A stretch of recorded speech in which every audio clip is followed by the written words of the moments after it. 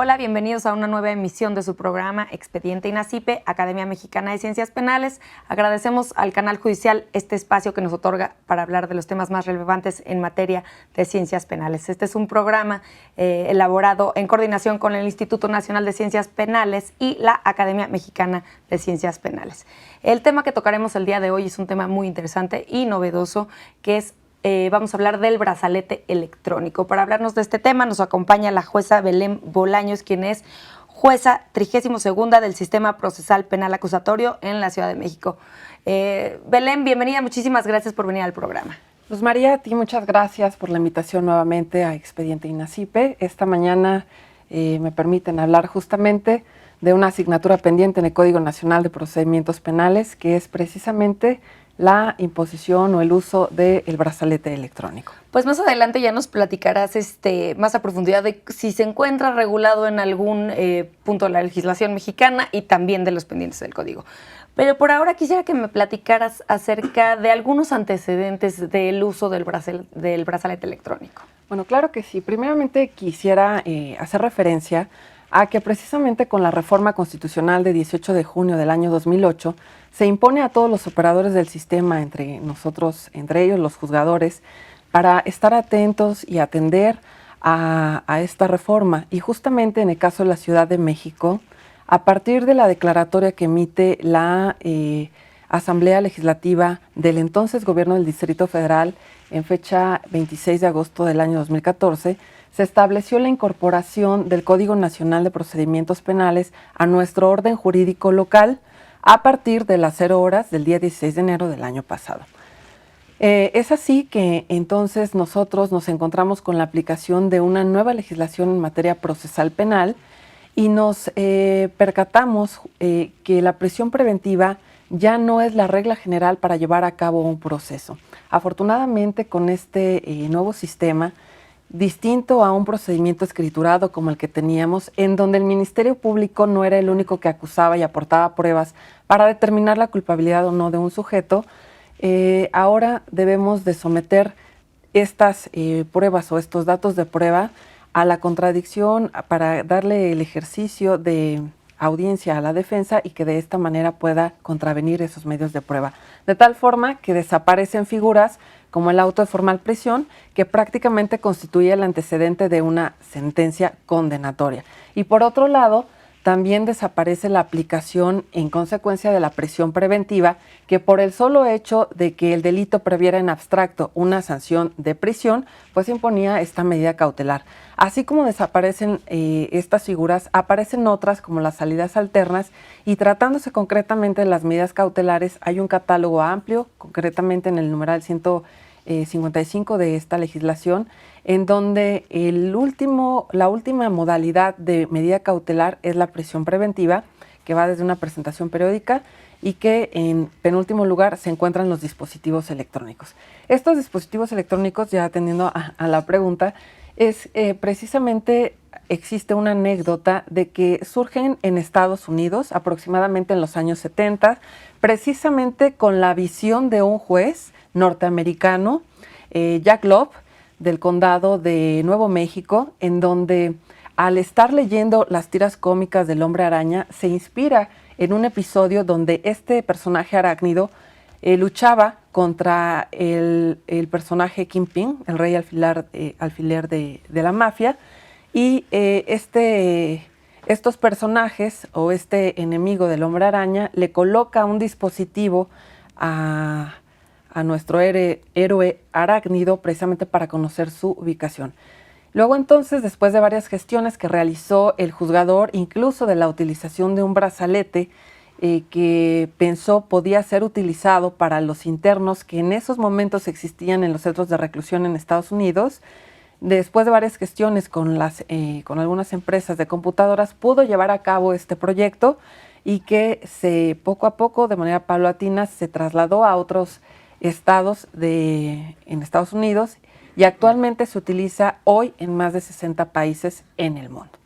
Belén, pues ya que aprovechando que ya me platicabas pues de la relación del uso del brazalete electrónico con la reforma del 2008 al sistema de justicia, También quisiera preguntarte si existe algún impacto o relación entre el uso del brazalete electrónico y la reforma constitucional en materia de derechos humanos del 2011. Bueno, sin lugar a duda existe una íntima relación porque uno de los elementos torales que pretende fortalecer o que incluso inspiró esta reforma es el uso de alternativas a la prisión, ya sea como medida cautelar o durante la ejecución de la pena. Es así que el brazalete electrónico cobra un papel importante porque concretamente en materia de derechos humanos cabe resaltar que la reforma no es del año 2008, sino que se publica esta reforma constitucional en el año de 2011. Como dice nuestro maestro y amigo Miguel Sarre, cuando el artículo 18 de la Constitución de 1917 lo que pretendía era la regeneración de un sujeto como si éste estuviera enfermo a través del trabajo o la educación, y posteriormente en 1954 se reforma este artículo cambiando la finalidad de la ejecución de la pena en la readaptación. Y cuando nos damos cuenta a través de nuestra experiencia que una institución cuya característica principal es la exclusión no puede readaptar, ni actualmente como se tiene la denominación reinsertar a nadie, a través de un tratamiento técnico progresivo que, como sabemos, es aquel recomendado por Naciones Unidas para todos los países en vías de desarrollo penitenciario, y que en el año 2011 nuevamente se cambia o se reforma el artículo 18 constitucional para que una de las bases del sistema penitenciario sea la protección a los derechos humanos, para que de manera conjunta con el trabajo, la educación, la salud y el deporte puedan lograr la reinserción del sujeto. Esto pues es una antinomia, porque a una persona a quien se le va a privilegiar los derechos humanos que tiene como persona partiendo de la dignidad humana, pues ya no tendrían las autoridades por qué obligarlos a realizar cierto tipo de actividades precisamente en el respeto a esa libre personalidad. Por ello es que, la relación que yo advierto con este uso de dispositivos, que además existen críticas de las que me haré cargo más adelante, de que es discriminatorio, pero pues la pregunta que me hago y que además traslado al público es de qué manera podemos criticar la decisión de una persona que tiene al optar por una alternativa a la prisión utilizando precisamente un dispositivo electrónico y teniendo la oportunidad de convivir en su casa, con sus familiares, realizando actividades, por ejemplo, no solo la actividad laboral, sino incluso la actividad educativa o ir al gimnasio, cuando en comparación a estar en un centro de reclusión en donde básicamente, y es también, aunque no es el tema que nos ocupa, pero es un hecho público y notorio que el hacinamiento en los centros de reclusión, pues se violentan muchos derechos que no se deberían de perder por el simple hecho de estar restringido de la libertad, como el derecho a la salud.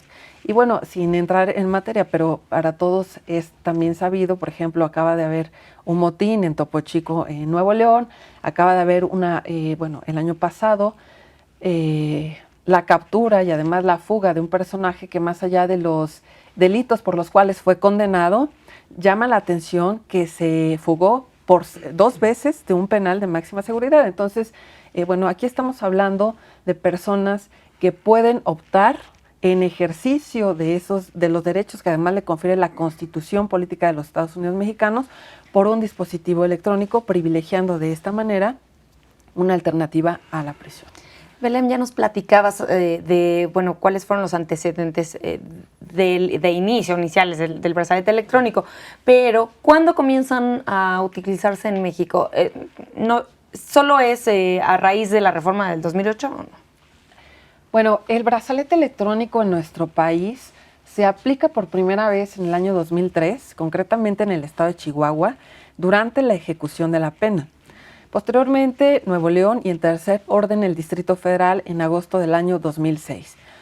Debemos de resaltar que, por ejemplo, en el caso de la Ciudad de México, y es de donde les hablo porque he tenido la oportunidad precisamente de desempeñarme como jueza de ejecución de sanciones penales, la entonces Ley de Ejecución de Sanciones Penales preveía, durante la ejecución de las penas privativas de libertad, ciertos beneficios penitenciarios.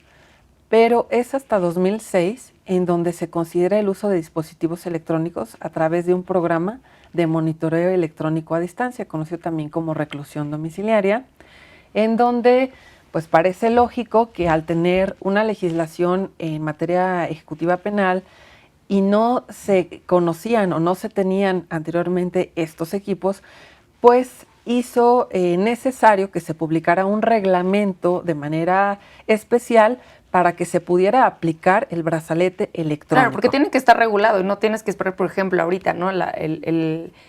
Falta que en este proceso de unificación de leyes, falta la ley de ejecución, ¿no? Entonces, para poderlo utilizar tiene que haber alguna regulación. Sí, que no obstante, también quiero resaltar que en el marco de la reforma de junio de 2008, se estableció que el nuevo régimen de reinserción social, a diferencia de la reforma en materia penal y seguridad pública, comenzaría a 3 años de su entrada en vigor, con lo cual muchas entidades federativas y también el entonces Distrito Federal, para dar cumplimiento a ese mandato constitucional, en junio de 2011 publicaron respectivamente, o sea, dependiendo de las entidades federativas, o publicaban una nueva ley de ejecución en donde que además fuera acorde a esta reforma constitucional o hacían la modificación respectiva. En el caso del Distrito Federal o de la Ciudad de México, hoy Ciudad de México, se publicó la Ley de Ejecución de Sanciones Penales y Reinserción Social. Y en esta legislación... ¿En qué año fue esto? Fue el 18 de junio del año 2011 y entró en vigor al día siguiente, el 19 de junio del año 2011, en donde surgen nuevas figuras, de las cuales no me gustaría extenderme mucho, únicamente señalaré que surgieron los jueces de ejecución, a quienes tenían la competencia ya de otorgar los beneficios penitenciarios, porque también es un hecho notorio que las instituciones carcelarias se veían como estáticas, incuestionables, y a partir de esta reforma, el juez de ejecución es quien concede o niega los beneficios de libertad anticipada, ya que antes era una función únicamente reducida al ámbito administrativo y ahora el juez, precisamente a efecto de privilegiar los principios de un sistema acusatorio de concentración, continuidad, inmediación y publicidad, bueno, lleva a cabo a través de una audiencia la concesión de estos beneficios. Bueno, es así que en la ley de ejecución, en la nueva ley de ejecución, se prevén ya 4 modalidades de libertad anticipada y en donde ya no es necesario, o sea, ya no tenemos un reglamento de esto por un lado o reglamento del otro por otro lado, sino que ya concentra tanto la parte sustantiva como adjetiva de la concesión de los beneficios de libertad anticipada. Pero sí está pendiente la legislación unificada, como nacional, como sería el Código Nacional, como lo fue el Código Nacional de Procedimientos Penales. Sí, bueno, a partir de 2003, que con el comienzo de Chihuahua, con el brazalete electrónico, pero siento que tuvieron mayor efervescencia en 2011 con las publicaciones de las nuevas leyes de ejecución y con la entrada en vigor de la figura del juez de ejecución, pues cual corrientes de moda, los estados, precisamente para dar cumplimiento a este mandato constitucional, comenzaron a comprar sus dispositivos electrónicos de tantos modelos y precios como existen en el mercado, ¿no? Porque también, bueno, ya más adelante hablaremos de ello. De los costos, sí, de claro. los costos, pero también de los modelos, ¿no? Que igual actualmente nosotros tenemos un teléfono celular que se adapta a nuestras necesidades, pero a otras personas les gustan otros, y lo mismo ocurre con el brazalete electrónico. Belén, tenemos que ir a una pausa, pero me voy a dejar abierta la pregunta de qué es lo que sucede con el Código Nacional de Procedimientos Penales. ¿Cómo debería de estar plasmado el uso del brazalete dentro de este código? Pero bueno, me responderás a la vuelta. ¿Te parece bien? Con mucho gusto. Al auditorio, por favor, continúen con nosotros. Estamos en Expediente INACIPE, Academia Mexicana de Ciencias Penales.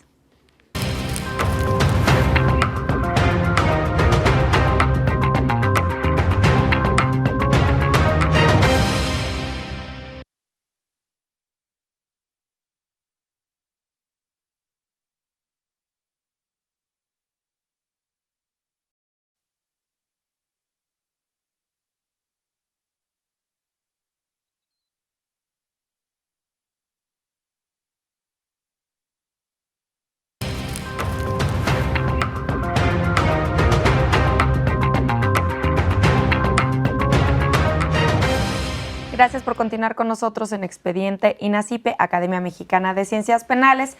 Pongo a su disposición las redes sociales del canal judicial que aparecerán en sus pantallas y también el hashtag Cultura Jurídica. Así los podremos encontrar con sus comentarios. También los invito a que nos sigan en nuestro Twitter, que es @expediente_. Queremos saber sus comentarios y sugerencias acerca del programa.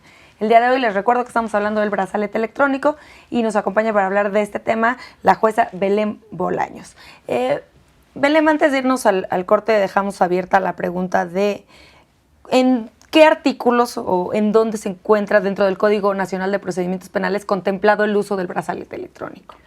Bueno, ¿en qué artículo y de manera expresa? Lo encontramos de manera limitada en el artículo 155 del Código Nacional, que es precisamente el catálogo de las medidas cautelares, en donde, bueno, entre otras, se encuentra la prisión preventiva, ¿no? Concretamente en ese numeral, yo te podría decir que no obstante se advierte la falta de lineamientos para una adecuada ejecución de la misma. ¿Tú considerarías que estos lineamientos deberían de estar dentro del código? Bueno, no necesariamente, porque cada medida cautelar tiene una naturaleza distinta, ¿no? Existe un debate, digo, no solamente el tema de la prisión preventiva, sino también el principio de intervención mínima del derecho penal frente a las nuevas modalidades de delincuencia del siglo XXI. Está claro que la delincuencia en la actualidad pues ya no es el robo a transeúnte de todos los días, sino que lamentablemente el Estado ahora se preocupa por la protección de otros nuevos bienes jurídicos tutelados de importancia además común para todos nosotros, pero que de la misma manera se encuentra frente al debate de que entonces en qué medida interviene o no. Y bueno, pues este debate me parece que está sobre la mesa y que atendiendo al mismo, pues se encuentra en la imposición o no de una medida cautelar. Dice el código que en todo momento se debe de privilegiar la libertad y la seguridad personal, pero ¿de qué manera se hará? Bueno, primeramente, a diferencia de lo que acontecía en el anterior sistema, que como ya había comentado, la prisión preventiva, por el mero hecho de que se previera en abstracto una pena de prisión, pues ya se imponía. Ahora, una vez que la persona, el sujeto imputado, es vinculado a proceso, se apertura un debate en donde este y su defensa tienen la oportunidad de incluso, no solo de ser escuchados por el juez previo a la imposición de una medida cautelar u otra, sino incluso la posibilidad de aportar pruebas. Y en ese orden, bueno, el artículo 155, por ello, es que prevé distintos tipos de medidas cautelares como la presentación periódica ante la autoridad que determine el juez, la exhibición de una garantía económica, dejar de residir, dejar de frecuentar o hacerlo en ciertos lugares, frecuentar ciertos lugares, por ejemplo, la utilización de los dispositivos electrónicos, la separación inmediata del domicilio, el embargo de bienes, la inmovilización de cuentas, en fin, dependiendo de lo que se pretenda salvaguardar es la medida cautelar a imponer. ¿Y qué es lo que se pretende salvaguardar en un proceso penal? En principio, evitar la sustracción del imputado. En segundo orden, asegurar la protección de las víctimas, ofendidos, peritos o testigos en el proceso. Y finalmente, evitar la obstaculización del procedimiento. Entonces, como nos damos cuenta, o sea, realmente entre esa diversidad de medidas cautelares, pues no se les puede dar el mismo tratamiento o no se les debe de dar el mismo tratamiento. Aun y cuando el código establece que la autoridad encargada de la supervisión y vigilancia de las medidas cautelares será una autoridad con ese mismo nombre, Autoridad de Supervisión de Medidas Cautelares y Suspensión Condicional del Proceso, estas autoridades para el desempeño o el desarrollo de su labor pues deben de tener ciertas características y deben de atender de manera diversa la medida cautelar de que se trata. ¿Y estas autoridades son las que dan monitoreo a las personas que traen o están utilizando el brazalete electrónico? No. La medida cautelar, por ejemplo, a diferencia de una medida de protección, y a diferencia de un beneficio penitenciario, o sea, dependiendo en el estadio procesal que nos encontremos y lo que se pretenda salvaguardar, bueno, tienen distinciones, pero la autoridad de supervisión nunca concede o niega una medida cautelar, en este caso un brazalete electrónico, ni tampoco el centro de monitoreo. O sea, la persona que se encarga de imponer el brazalete electrónico es el juez. Concretamente es el juez. ¿El juez de ejecución? No. No, el juez de juicio oral. Sí. No debemos de perder también de vista que el procedimiento penal, como antes se tenía la idea errada de que concluya con el dictado de la sentencia. Siempre que se presente una denuncia o querella ante el Ministerio Público, bueno, se comienza con la investigación desformalizada y una vez que el Ministerio Público realice la formulación de la imputación, se somete a ese control jurisdiccional por parte del imputado hasta que se dicta la sentencia, pasando por las distintas etapas de inicial, intermedia y la de juicio. Una vez que se declare la culpabilidad de un sujeto, entonces comenzamos con la última etapa de la ejecución, que es precisamente cuando ya se han impuesto todas las penas y medidas de seguridad hasta la extinción de la misma. En conclusión, ¿quién impone los dispositivos electrónicos? Invariablemente el juez. A diferencia de una medida cautelar, que después me haré cargo, porque me parece que también el Ministerio Público en esa misión de salvaguardar los derechos de las víctimas o ofendidos, y ya que, como está previsto en el Código Nacional, tiene, entre otras facultades, las de imponer una medida de protección, perfectamente lo podría hacer, aun y cuando posteriormente se someta a la revisión judicial para determinar si se cancela, es decir, se revoca esa medida de protección o se ratifica. ¿Nos podrías dar algunos ejemplos de quién está destinado el uso del brazalete electrónico o a quién debería de estar destinado? Bueno, primeramente, entonces te hablo de lo que ya está previsto y de lo que, salvo mejor opinión, sí, claro, podría aplicarse el brazalete electrónico. Actualmente está previsto, en la ejecución de la pena, porque como ya hemos dicho, la experiencia no solo internacional, sino en nuestro propio país se han considerado o se consideró en la ejecución de la pena. Desafortunadamente, en la ejecución de la pena debemos de tomar en cuenta que mucha gente es olvidada por sus familiares, no se diga en el tema de las mujeres, y que de acuerdo a los requisitos que están previstos en la ley, para que puedan acceder a este brazalete electrónico deben de tener una pena de entre 5 y 10 años de prisión.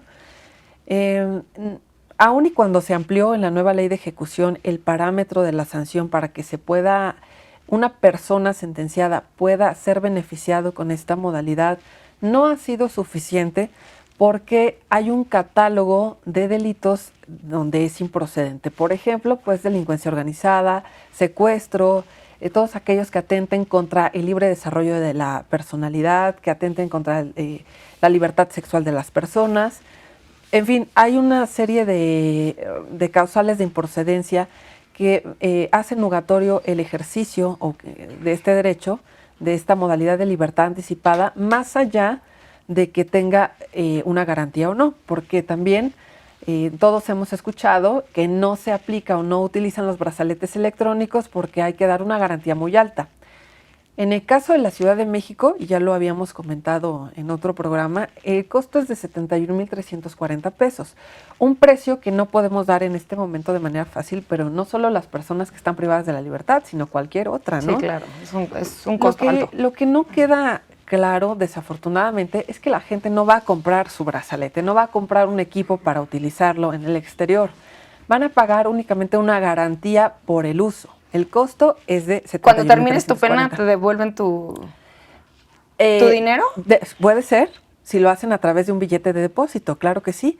O si lo hacen por la modalidad de póliza de fianza, que es lo más común, como en el anterior sistema, cuando se pretendía garantizar una libertad provisional, por ejemplo, el robo, en general son 3 conceptos los que el imputado tenía que garantizar. Uno, la reparación del daño. Si había robado un objeto que ascienda a la cantidad de 10,000 pesos, era lo que tenía que garantizar.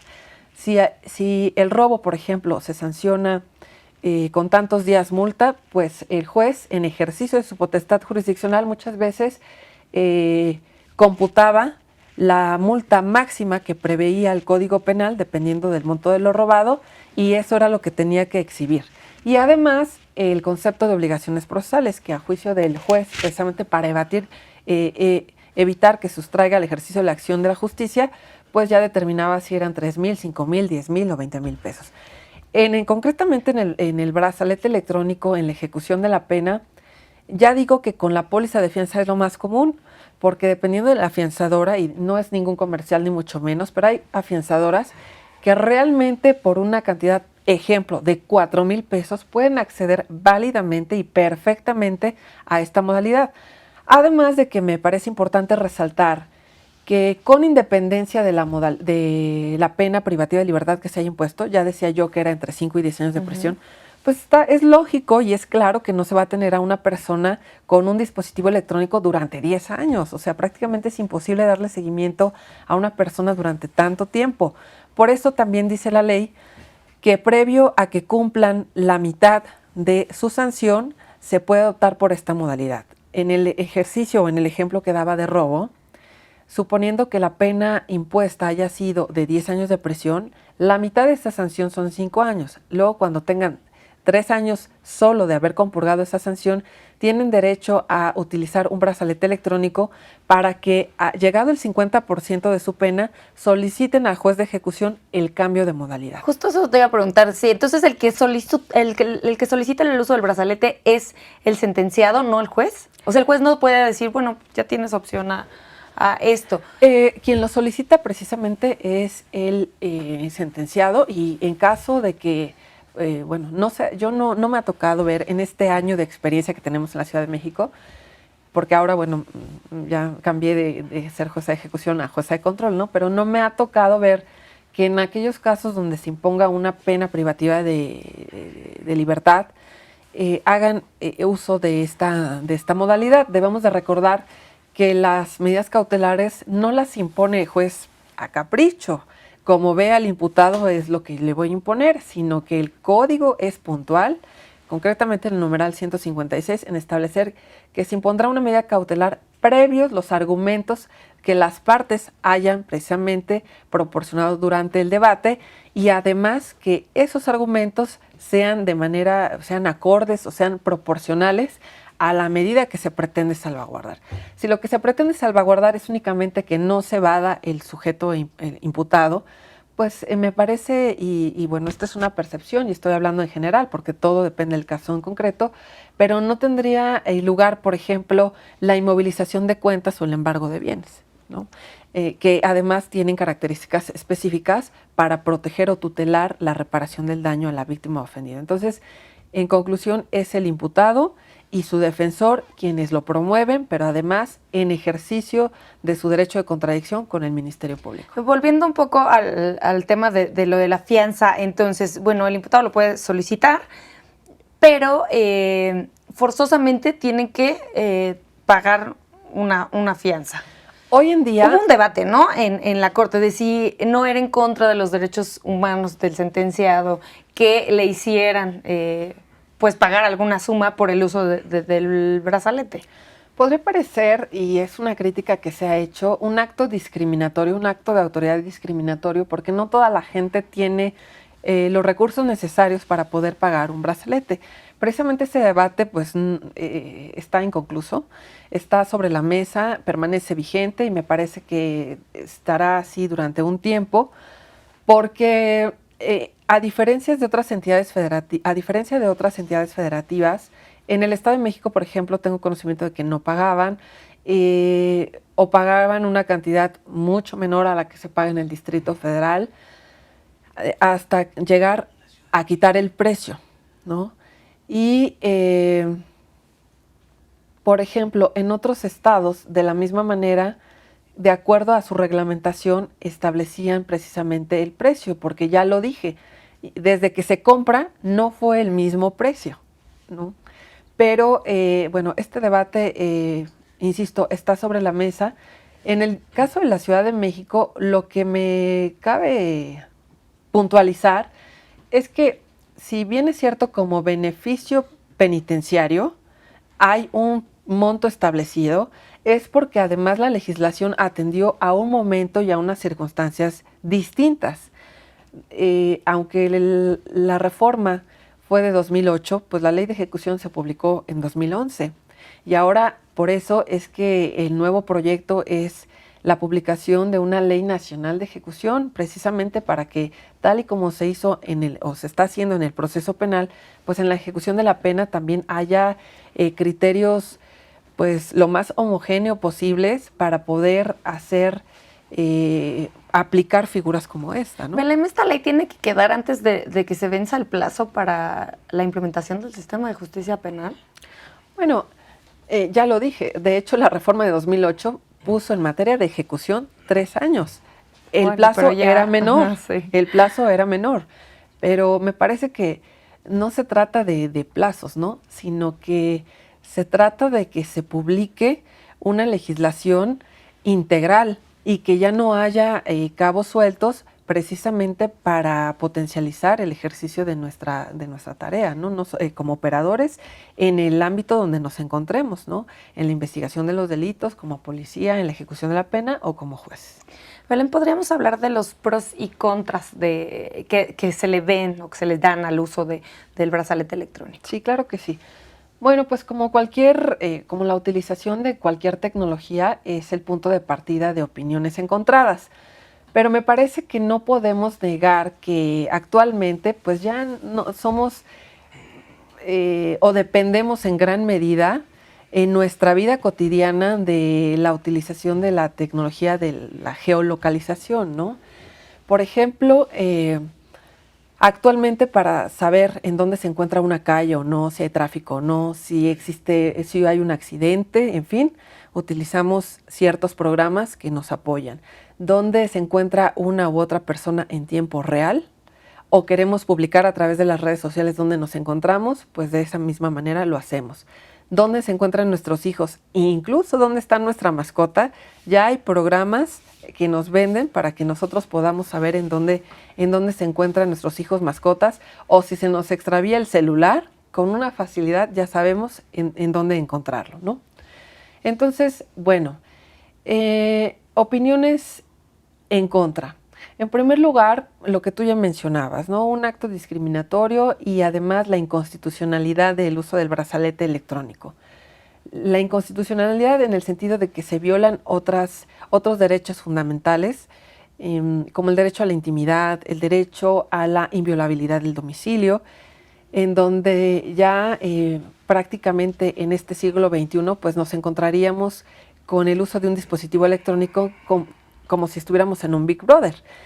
Sin embargo, bueno, aunque ya hablaré de las ventajas, pero me parece que es un hecho innegable que en muchos lugares públicos, por ejemplo, en el Zócalo, en plazas, en los clubes deportivos, estadios, centros comerciales, escuelas, pues tenemos estas cámaras. Se ha publicado también un nuevo reglamento de tránsito en donde el mapeo de zonas de conflicto, por ejemplo, en las zonas de riesgo, y cuando mucha gente se queja, ¿no?, de que demasiada seguridad, demasiadas cámaras, demasiadas fotografías, pero es un hecho innegable que cuando somos objeto de la delincuencia, por ejemplo, es ahí en donde ya estamos pidiendo la cámara. Es una gran herramienta, exactamente, claro. ¿no? Entonces, bueno, tiene pros y contras. Otro argumento de los opositores a esta tecnología es la vejación ante el público. La vejación porque, bueno, si bien es cierto, cuando una persona o se tiene noticia de que estuvo en prisión, no se le quiere dar empleo, por ejemplo, pues si ven a alguien con un brazalete electrónico, ¿Nos tienen que mantener a la vista o discriminatorio?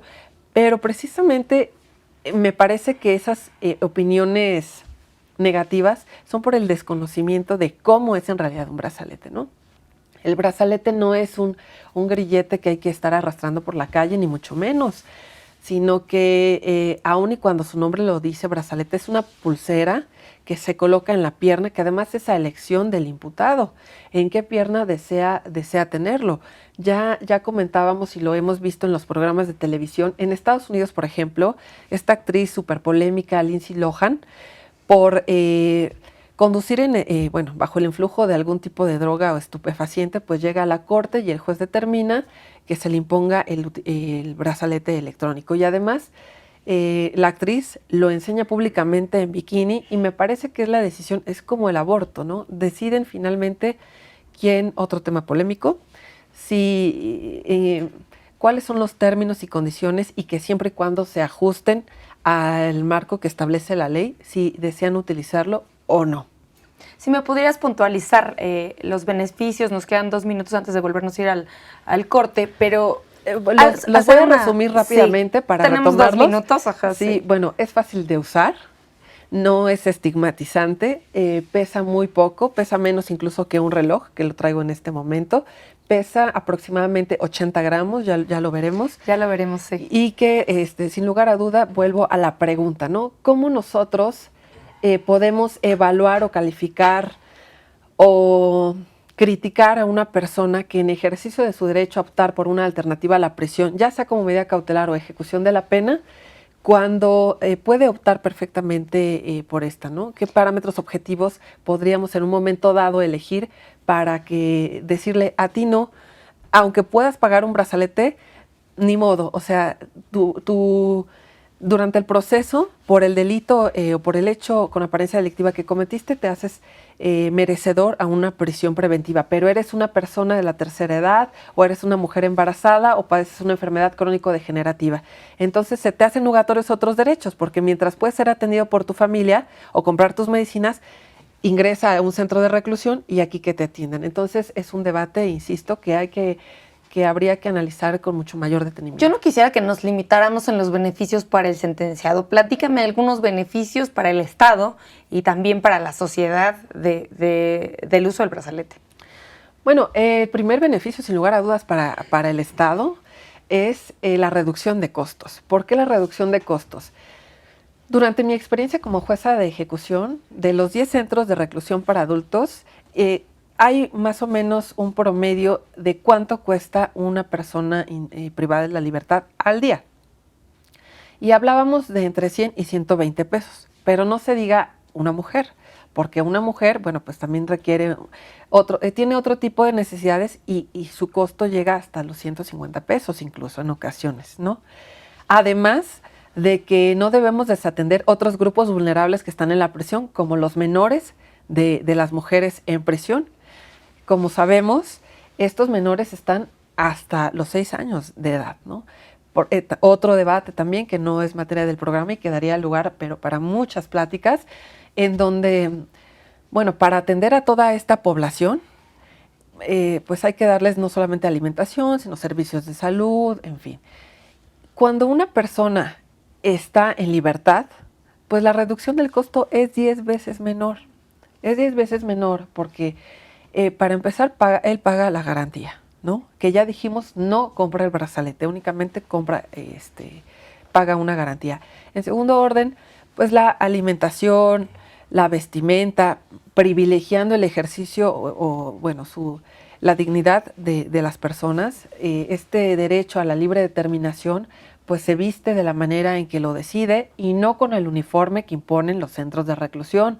Realiza las actividades de igual forma que decide y no las actividades que impone un centro de reclusión. En fin, como la convivencia que existe con su familia, sin lugar a duda, en mi opinión, sirve como un medio de contención, como un medio de disuasión para realizar conductas delictivas, lo que desafortunadamente no se realiza en un centro de reclusión, porque ya hablábamos de las reformas del artículo 18 constitucional. Aunque la base o la finalidad de la ejecución de la pena sea la reinserción se da cuando el sujeto pone por primera vez un pie fuera de la prisión, pero nunca dentro, porque durante su estancia no se puede reinsertar, no se puede reinsertar a actividades que puede hacer perfectamente dentro de la sociedad. Entonces, el uso del brazalete ayuda a la reinserción. Belén, nos tenemos que hacer otra pausa, pero volvemos con el tema. Al auditorio, por favor, continúen con nosotros. Estamos en Expediente INACIPE, Academia Mexicana de Ciencias Penales.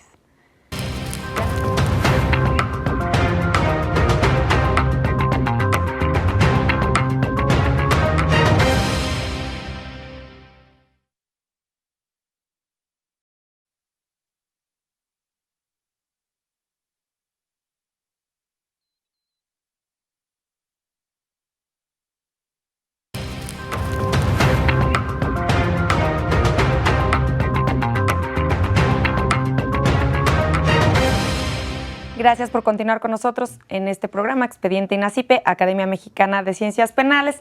Les recuerdo nuevamente que pueden estar en contacto con el canal judicial a través de las redes que aparecerán en sus pantallas y también con Expediente, siguiéndonos en nuestro Twitter, que es @expediente_. Queremos saber sus comentarios y sugerencias acerca de este programa. El día de hoy estamos hablando del brazalete electrónico y nos acompaña la jueza Belén Bolaños. Belén, ya a lo largo del programa hemos platicado acerca del uso del brazalete en personas que están sentenciadas, ¿no? Como para purgar su sentencia en libertad, ¿no? Con el uso del brazalete. ¿Para qué otras personas es utilizado o para qué otros usos tiene el brazalete electrónico? Bueno, aun y cuando está previsto, ya lo dije, en ejecución de sanciones, cuando está previsto expresamente como medida cautelar, es una consideración personal, pero tomando en cuenta precisamente la experiencia de otros países como España, Chile, Estados Unidos, en fin, que han además evidenciado los resultados con el uso de esta tecnología, me parece oportuno también mencionar un tema importante que es el de las medidas de protección, el tema concretamente de la violencia contra la mujer, del cual, bueno, pues ha habido muchas opiniones al respecto, ya que es un fenómeno que en esta región de Latinoamérica pues se presenta todos los días, ¿no? Las medidas de protección que están previstas en el Código Nacional de Procedimientos Penales tienen como finalidad primordialmente precisamente atender situaciones de riesgo de la víctima u ofendido, que de no atenderse, que de no, ponerles la atención debida, pues se podría constituir o podría hacerse tener una violación a sus derechos fundamentales de imposible o difícil reparación. El Código Nacional de Procedimientos Penales establece un catálogo también similar al de las medidas cautelares de distintas medidas de protección. Pero estas medidas de protección, a diferencia de una medida cautelar, las puede imponer el Ministerio Público. Es decir, en una situación de emergencia, pues no va a esperar la autoridad, ni mucho menos la víctima, a acudir a pedir una audiencia con el juez, sino que precisamente también dentro de los derechos que tienen las víctimas, se encuentra no solo ser informado del estatus que guarda el procedimiento ni a la reparación del daño, sino también recibir atención médica y psicológica o ser atendidos por una persona del mismo sexo o del sexo que prefiera dependiendo del caso, y también a solicitar las medidas de protección ante el Ministerio Público y el juez. ¿De qué manera operan? Tal y como está prevista nuestra legislación nacional, dentro de este catálogo únicamente me haré cargo de las 3 primeras, que son precisamente las que están sometidas a una revisión judicial. Concretamente la de dejar de residir, dejar de acercarse o comunicarse con la víctima u ofendido. Y esta medida de protección, hay que ser muy precisos a la hora de imponerla, porque esta pérdida de comunicación no abarca únicamente el que no estemos físicamente en el mismo lugar, sino también comunicación a través de las redes sociales, de un mensaje de celular, de WhatsApp. Hoy en día el juez es preciso para evitar que malinterprete el imputado y su defensor. Debe de haber claridad para que no vaya a violentar una vez autorizada esta medida de protección, y está encaminada precisamente a todas aquellas personas que tienen relación directa con el victimario o agresor. Porque todavía no es imputado, precisamente porque esto se da durante la investigación, previo a la formulación de la imputación. Otra medida de protección es, por ejemplo, la evitación del lugar donde reside el ofendido. Por ejemplo, no solamente el domicilio personal, sino también el domicilio laboral o albergues, donde en general, no solo en los delitos de violencia familiar, porque también estas medidas de protección se pueden aplicar perfectamente. ¿Por acoso también? Para aquellos delitos, exactamente, que atenten contra la libertad sexual de las personas. En fin, o llama la atención que en esta experiencia de un año en la Ciudad de México, han pedido, por ejemplo, como medida cautelar, no como medida de protección, los representantes legales, por ejemplo, de establecimientos mercantiles grandes donde todos los días desafortunadamente se cometen robos, que deje de frecuentar la tienda donde se cometió el robo.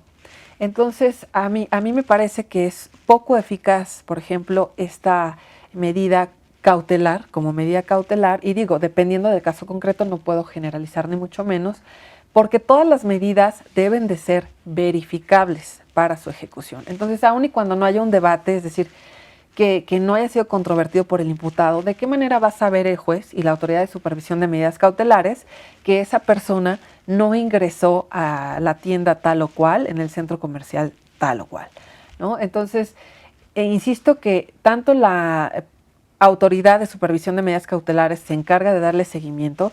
En el caso de las medidas de protección, el Ministerio Público es quien las impone, pero además están sometidas a la revisión judicial. Y justo aquí es donde me parece que se le podría dar cabida perfectamente a la utilización de dispositivos electrónicos, porque facilitaría precisamente con criterios objetivos establecer cuáles son las zonas de inclusión o exclusión. Y finalmente otra medida de protección es la separación del domicilio. Y la separación del domicilio, cuando mucha gente piensa que es donde residen tanto la víctima como el victimario, que es lo común, pero también no necesariamente tienen que vivir en el mismo domicilio. O sea, pueden ser vecinos, vivir en este régimen de condóminos o tener un domicilio, las casas contiguas, en fin, donde representa un inminente riesgo para la seguridad de la víctima, por ejemplo, una tentativa de homicidio, claro, el que no otorgar una medida de protección, ¿no? Además, cabe aclarar que las medidas de protección pues tienen una duración muy pequeña, es de 60 días hábiles y además se pueden prorrogar hasta por 30 días. Y concretamente estas tres a que he hecho referencia pues están sometidas a control judicial para ver si se revocan o se ratifican. Se distinguen básicamente de las medidas cautelares porque las medidas cautelares salvaguardan el objeto que ya comenté, ¿no? Evitar que se sustraiga el imputado y salvaguardar no solamente a la víctima, sino también a los testigos peritos y evitar la obstaculización del procedimiento. Mientras que estas medidas de protección, pues como su nombre lo dice, van dirigidas básicamente a las personas que se duelen de víctimas de algún delito. Claro, Belén, pues yo quisiera que platicáramos y agradecerte que me hayas traído un ejemplo. Vamos a platicar de la tecnología de estos brazaletes. Aquí nos traes un equipo. Así es. Platícanos un poco acerca de qué es lo que tenemos aquí. Bueno, también yo agradezco a su vez al maestro Asael Ruiz las facilidades para traer este equipo, porque los únicos que tenemos en la Ciudad de México pues son propiedad de la Subsecretaría de Gobierno del Distrito Federal. Bueno, y perdón por lo de Gobierno del Distrito Federal Ciudad de México, pero es tan reciente la reforma. Sí, todavía no. Todas las instituciones y ya nos debemos de adaptar a esta nueva nomenclatura. Bien, pues aquí tenemos efectivamente un brazalete electrónico que se compone de dos partes, que es el que tú tienes, ese cuadrito que tienes, y esta pulsera. Esta pulsera que, como ya indiqué, dependiendo de la elección del potencial usuario, él determina si se coloca en la pierna izquierda o en la pierna derecha, ¿sí? Lo que le sea más cómodo. Y es por ligero, ¿verdad? Así es. Se ve ligero. Hacía el comparativo con un reloj. Esto parece también un reloj de buceo o de estos modernos que hay, por ejemplo, en donde ya también son teléfonos.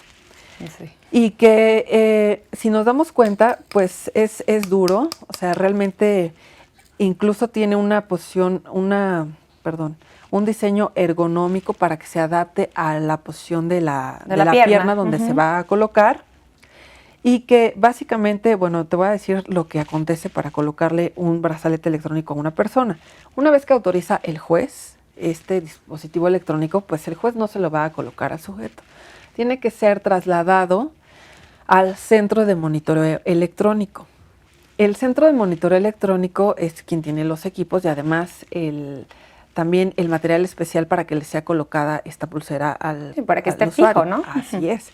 Entonces, nos podemos dar cuenta que aquí tengo este control que es como el de vehicular, y voy a mostrarlo a ver si se puede visualizar. Una vez que se le coloca en la pierna al sujeto, a través de estas entraditas que tiene, bueno, ya se enciende el brazalete para que se revise la señal de la pulsera a este, bueno, parece un celular. Sí. Pero lo tienen que es, traer con ellos. Así es. Este es el, bueno. Tiene su funda como de teléfono. Tiene su funda de teléfono y es el equipo que se encarga de enviar estas señales de General Position System. ¿Son ¿no? señales satelitales? Así es. A través de vía satélite se envían las señales de radiofrecuencia para ubicar en tiempo real la posición de una persona y por ello es que se permite conocer su ubicación cualquier día del año, 24 horas al día. ¿Esto es contra agua? O sea, ¿se pueden bañar con el dispositivo? La gente puede bañarse con este equipo y prácticamente, bueno, no hay ninguna tecnología que sea infalible, ¿no? Realmente el éxito de este programa es porque, como lo he mencionado, existen otros medios de contención como el apoyo familiar y como la garantía económica y como un cronograma de actividades que básicamente una persona, una vez que se autoriza el brazalete electrónico, realizan el personal del centro de monitoreo un recorrido de las rutas que va a realizar el sujeto desde su domicilio a su trabajo. Ok, entonces de se su le trabajo pone el brazalete al gimnasio y de gimnasio a su casa. Y le entregan sus rutas, las que debería de ser o el Claro, las rutas lo... que no tanto que deberían, sino que dependiendo de cada sujeto, por ejemplo, si es un estudiante, pues de su casa a la escuela. ¿No? O a sus actividades extraescolares y a su casa. Y las mismas que cambiarán, por ejemplo, en fines de semana. En fines de semana, pues se entiende que a priori estarán todo el día en su casa, pero que ese cronograma es universal dependiendo de las actividades que va a realizar una persona. Por eso es que, bueno, es muy interesante este seguimiento que se les da a los usuarios. Por otro lado, una vez que se enciende, bueno, ya una vez que se coloca la pulsera y se enciende, todos los días deben de cargar su equipo, ¿no? Dura 24 horas y se carga aproximadamente 3 horas. ¿No? Ahí está, el cargador tú lo tienes, pero lo que conecta no es la pulsera. Es el... Este cuadrito que yo le llamo cuadrito, pero el equipo se llama TuTrack de la empresa Elmotech y es el que se encarga, como ya les decía, de enviar las señales de radiofrecuencia. En realidad, con los equipos anteriores hemos escuchado que se requería la instalación de una línea telefónica. ¿Por qué la instalación de una línea telefónica? Porque además de estos dos elementos, se requería un módem parecido al del Internet y entonces el señor tenía que conectar el equipo, bueno, el módem directamente a la pulsera y estar prácticamente ahí al lado de la pared, bueno, durante 3 horas y que antes eran más horas, ¿no? Eran como 6, 10 horas. Ahora únicamente se conecta el track, se llama TuTrack, y se conecta a la corriente eléctrica y bueno, ya se carga el equipo. Ahora, yo les hablaba de que no es infalible tampoco. O sea, realmente son muchos aspectos los que contribuyen al éxito de este programa. Pero yo les puedo hacer referencia, o sea, como se dan cuenta, es flexible y ello permite que sea fácil de usar, pero también traigo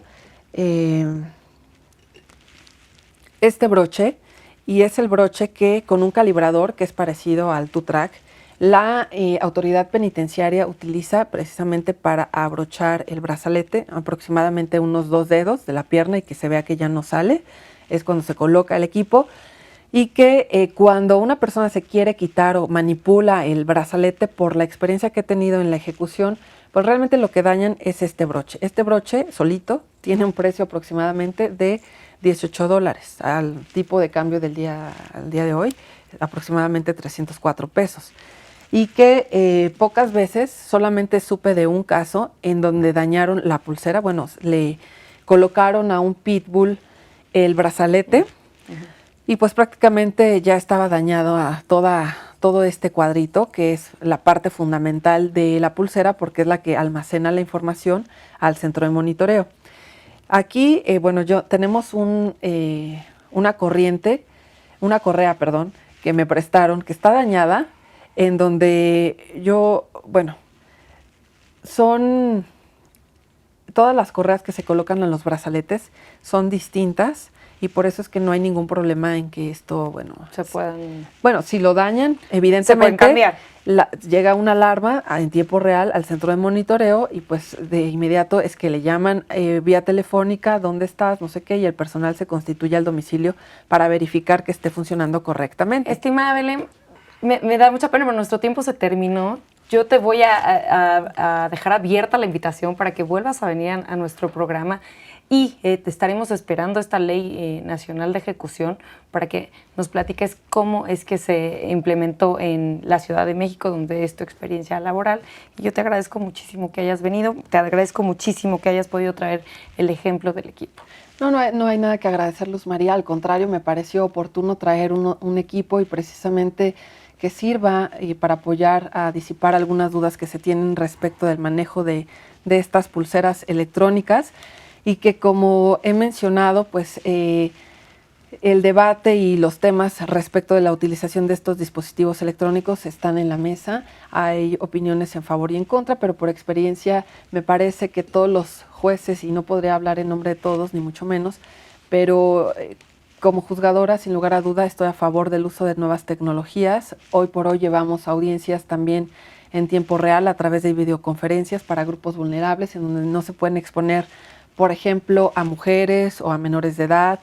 En fin, dependiendo de el caso en concreto, es que perfectamente considero tendría en cabida la utilización de estos dispositivos electrónicos. Belén, te agradezco mucho que hayas venido al programa. Al contrario, muchas gracias. Al auditorio los espero la próxima semana en un nuevo programa de Expediente INACIPE, Academia Mexicana de Ciencias Penales. ¿Perdón? No se nos fue.